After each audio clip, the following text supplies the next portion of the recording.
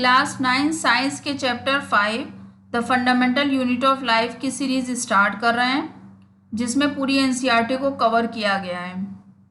ये series 3 language Hindi, English, Urdu में है। डिस्क्रिप्शन में प्लेलिस्ट दी है, आप अपने मीडियम के अकॉर्डिंग उसको देख सकते हैं। नोट्स टेलीग्राम चैनल पे डाल दिए हैं, आप वहाँ से इसको डाउनलोड कर सकते हैं। चलिए let's start chapter 5 the fundamental unit of life, cell. देखिए सेल क्या होता है। Cell are the structural, functional and biological unit of living being. हम सबकी बॉडी सेल से मिलकर बनी होती है, चाहे प्लांट हो या एनिमल हो, सबकी बॉडी सेल से मिलकर बनी होती है। ये बेसिक और फंडामेंटल यूनिट ऑफ लाइफ होता है, क्योंकि जितने भी हमारी बॉडी के फंक्शन हैं वो सब सेल्स के थ्रू ही हो रहे होते हैं। ठीक है, तो हमारी बॉडी जो है, बहुत सारे बैक्टीरिया होते हैं जो इनकी बॉडी सिंगल सेल से बनी होती है, मतलब यूनिसेलुलर होते हैं। बहुत से होते हैं जो मल्टी सेलुलर होते हैं। लिविंग बीइंग अगर है तो उसकी बॉडी सेल से मिलके बनी होती है, चाहे वो यूनिसेलुलर हो चाहे वो मल्टी सेलुलर हो। ठीक है, सबकी बॉडी सेल से मिलके बनी होगी अगर वो लिविंग ऑर्गेनिज्म है तो। ठीक है, अब क्वेश्चन ये है कि सेल से मिलके हमारी बॉडी बनी होती है, लेकिन हमें दिखता तो है नहीं सेल किधर है। तो देखिए जो सेल होता है ये सेल है। ठीक है, ग्रुप ऑफ सेल जो है वो टिश्यू कहलाता है। ग्रुप ऑफ टिश्यू से ऑर्गन बनता है, ऑर्गन से organ system and then organism form होता है। ठीक है, ऐसे ही प्लांट में होता है, सेल होता है, सेल से tissue, then organ system and then organism form होता है। ठीक है, अब अगर यहाँ पर आप एनिमल सेल की बात करें तो देखिए इसकी बॉडी जो है उसका फंडामेंटल यूनिट कहाँ से उसकी बॉडी स्टार्ट हुई है बनना, सेल से। ठीक है, ऐसे ही प्लांट में उसका फंडामेंटल यूनिट क्या है, सेल है। ठीक है, तो सेल को फंडामेंटल यूनिट ऑफ लाइफ या बेसिक यूनिट ऑफ लाइफ या स्मॉलेस्ट यूनिट ऑफ लाइफ बोला जाता है। नेक्स्ट, जो एंटायर फंक्शन होता है, the entire functioning of living organism begin from basic unit of life called cell, that's why it is called fundamental unit of life. ये मैंने आपको बता दिया कि जितने भी फंक्शन होते हैं लिविंग ऑर्गेनिज्म के वो सेल के थ्रू ही होते हैं, इसीलिए इसको फंडामेंटल यूनिट ऑफ लाइफ बोला जाता है। Cell are also known as building blocks of life, क्योंकि हमारी जो बॉडी है वो सेल से मिलके बनी होती है। ठीक है, तो सेल से मिलके बनता है, जैसे ये सेल है, ये सेल ग्रुप ऑफ सेल कहलाता है। टिश्यू, ठीक है, टिश्यू से बनता है ऑर्गन, ऑर्गन से ऑर्गन सिस्टम, ऑर्गन सिस्टम से ऑर्गेनिज्म। तो इसीलिए जो है इसको बिल्डिंग ब्लॉक, मतलब बिल्डिंग जो बनी है वो नहीं, ब्लॉक, ब्लॉक मतलब सेल से मिलके बनी है, that's why it is called building block of life. तो अगर आपके एग्जाम में डेफिनेशन आती है कि व्हाट इज सेल, तो cell are the structural function and biological unit of all living beings.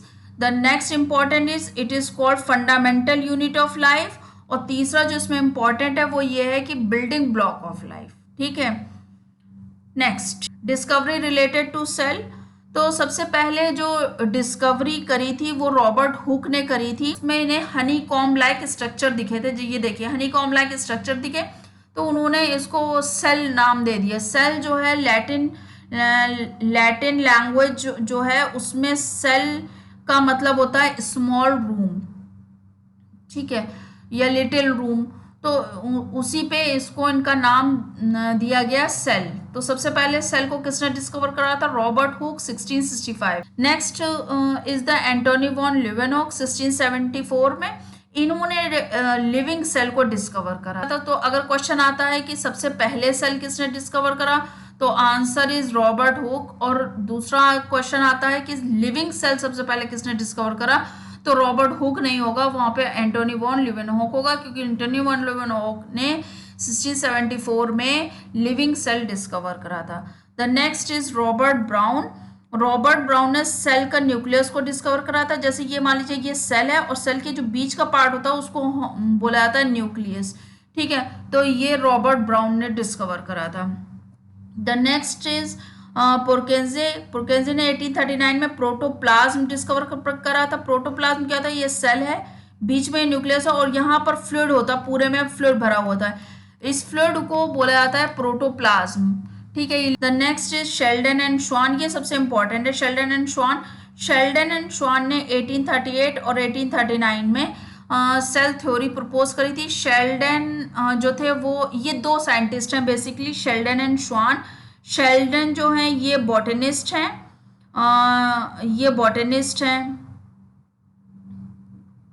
और श्वान जो हैं ये जोलॉजिस्ट हैं। ठीक है, डिस्कवरी करी वो दोनों की सेम थी।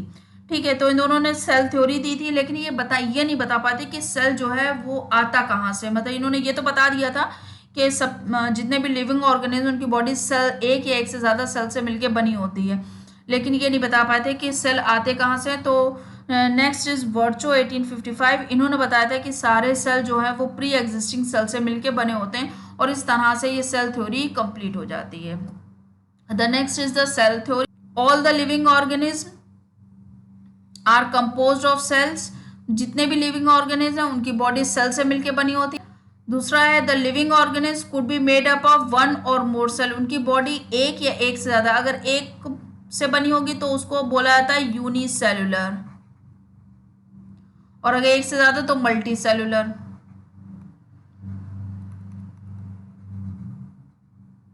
ठीक है, और इसको कंप्लीट करा था सेल थ्योरी को रोडोल्फ वर्चो ने। इन्होंने बताया था कि न्यू सेल जो है वो अराइज करता है प्री एग्जिस्टिंग सेल से, सेल डिवीजन के थ्रू ये डिवाइड होता है और इस तरीके से एक नया सेल फॉर्म होता है। तो ये रोडोल्फ वर्चो ने बताया था, और इन तीनों ने मिल करके जो है सेल थ्योरी दी थी।